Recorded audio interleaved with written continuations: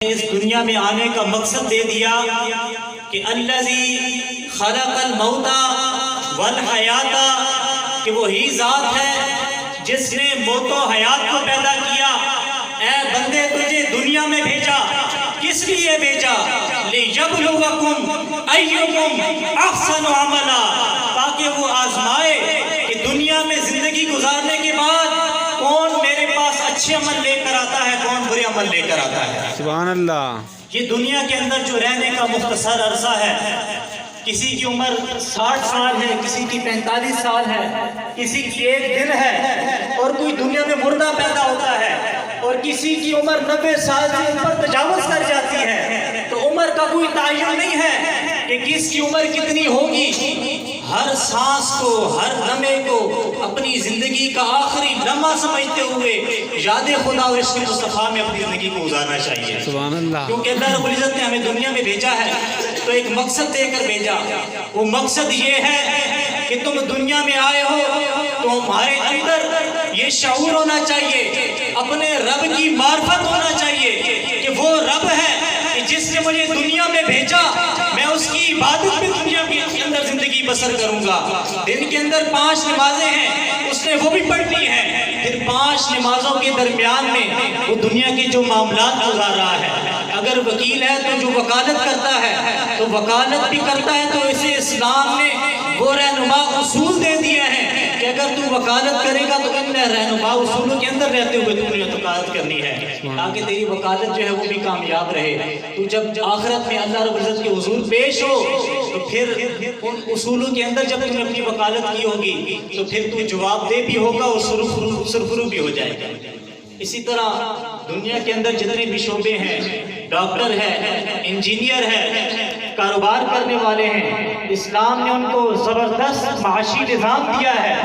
خرید و فروخت اور ہر لمحے کے اوپر اس کی رہنمائی فرمائی ہے کہ اس لمحے کے اوپر تمہارے لیے یہ رہنمائی ہے، تم نے اس انداز میں اپنی زندگی بسر کرنی ہے، تم نے اس انداز میں کھیتی باڑی کرنی ہے، تم نے اس انداز میں خرید و فروخت کرنی ہے۔ اور اب ہمارے اوپر ہے کہ ہم ان اصولوں کو سمجھتے ہوئے علماء کرام، مدارس اور ان مشائخ سے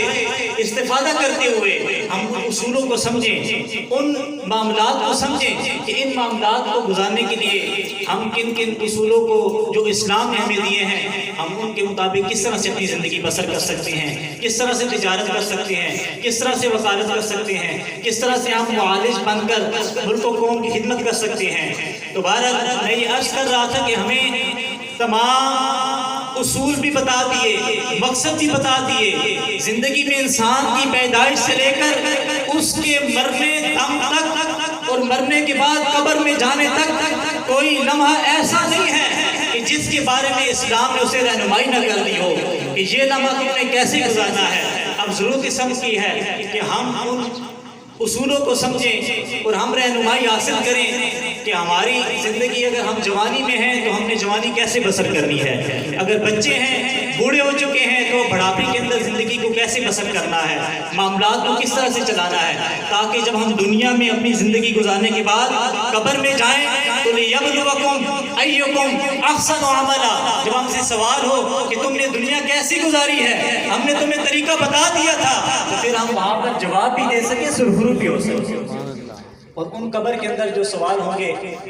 وہ بھی ہمیں بتا دیے گئے کہ شروع میں ہم سے 3 سوال کیے جائیں گے۔ من ربک، تیرا رب کون تھا؟ ما دینک، ما کنت تقول فی حق ھذا الرجل، رسول اللہ صلی اللہ علیہ وسلم کی زیارت کروائی جائے گی، پوچھا جائے گا اے دنیا سے اس قبر میں آنے والے، دنیا میں تم اس ہستی کے بارے میں کیا کہا کرتے تھے؟ ظاہری طور پر ہمیں یہ سوال بڑے آسان لگتے ہیں کہ ہمارا رب تو اللہ ہے، ہمارا دین تو اسلام ہے،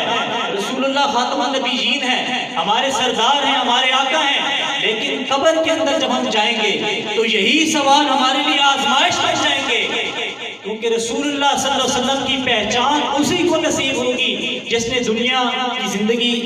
اسلام کے طریقے کے مطابق گزاری ہوئی ہوگی، اور اسے عربی میں ان سوالوں کے جواب بھی آ جائیں گے۔ جس کو دنیا میں عربی نہیں آتی تھی وہ ان کے جواب بھی عربی میں دے گا۔ من ربک، وہ کہے گا ربی اللہ، میرا رب تو اللہ ہے۔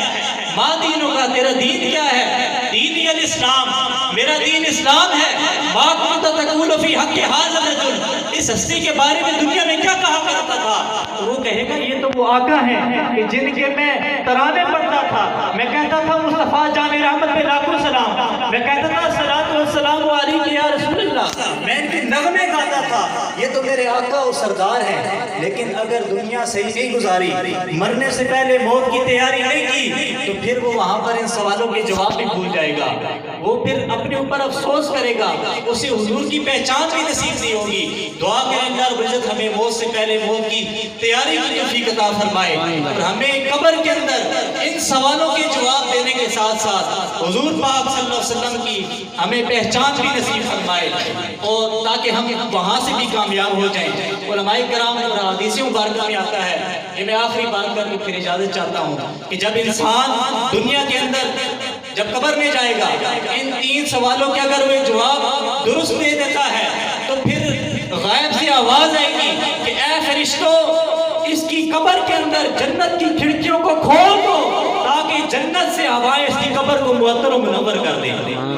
لیکن اگر وہ ان سوالوں کے جواب نہ دے سکا تو بڑا کٹھن معاملہ ہے، بڑا فکر انگیز یہ معاملہ ہے، تو غیب سے آواز آئے گی اے فرشتوں، اس کی قبر کے اندر دوزخ کی کھڑکیوں کو کھول دو تاکہ دوزخ کی ہوائیں اس کی قبر کے اندر آئیں اور اس کی قبر کو جو ہے نا وہ مزید نار کے اندر آگ کی آگ کر دے، اس کی آگ قبر کے اندر۔ تو دعا فرمائیں اللہ رب العزت ہمیں موت سے پہلے موت کی تیاری عطا فرمائے۔ حضرت علی مرتضیٰ شیر خدا رضی اللہ تعالیٰ عنہ فرماتے ہیں کہ انسان دنیا کے اندر تو رہتا ہے، اور جب وہ مر جاتا ہے تو مرنے کے بعد اس کی آنکھیں کھل جاتی ہیں، جب مر جاتا ہے تو اس کی آنکھیں کھل جاتی ہیں۔ ظاہری طور پر ہم دیکھتے ہیں انسان مرتا ہے اس کی آنکھیں بند ہو جاتی ہیں، لیکن قلب کی آنکھیں کھل جاتی ہیں کہ میں نے دنیا میں کیا کرتا رہا، میں نے اپنا سارا وقت ضائع کر دیا۔ اللہ رب العزت ہمیں عمل کی توفیق عطا فرمائے، وما توفیقی الا باللہ۔